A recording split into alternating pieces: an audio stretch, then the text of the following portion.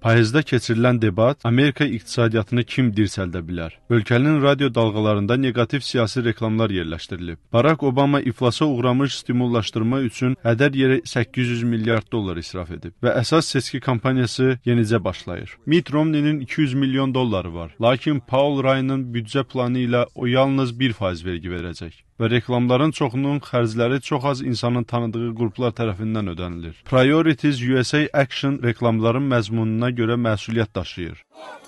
Haqlar insanlar üçündür, korporasiyalar üçün deyil.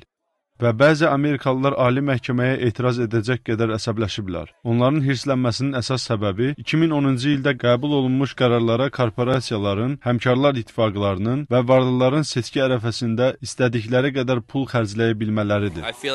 Mənə elə gəlir ki, korporasiya pulları bizim siyasəti istila edir və əsas adi insanların səslərini əlindən alır.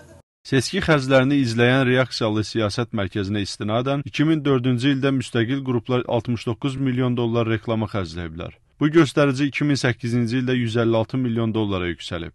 Bu il təxminən 300 milyon dollar xərclənib və bu rəqəmin noyabr ayına qədər daha çox olacağı ehtimal olunur.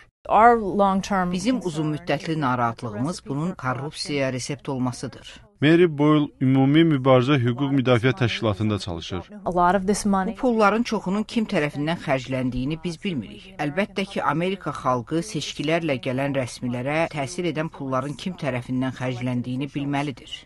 Analitiklər deyir ki, reklamlarla hədəf alınan seçicilər artıq narazı ola bilərlər və onlar seçkiyə gedərkən çaşqınlıq baş verə bilər. Michael Frank Heritage fondunda baş analitikdir.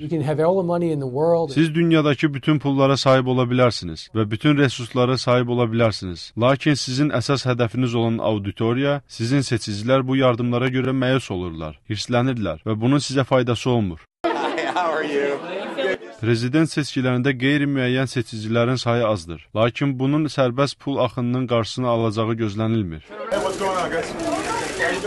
Sorğular yarışın bərabər getdiyini göstərərkən, seçki gününədək kampaniyalara pul səpələnməsinin davam edəcəyi gözlənilir. Vaşinqtondan Emin Kərimov, Amerikanın səsi.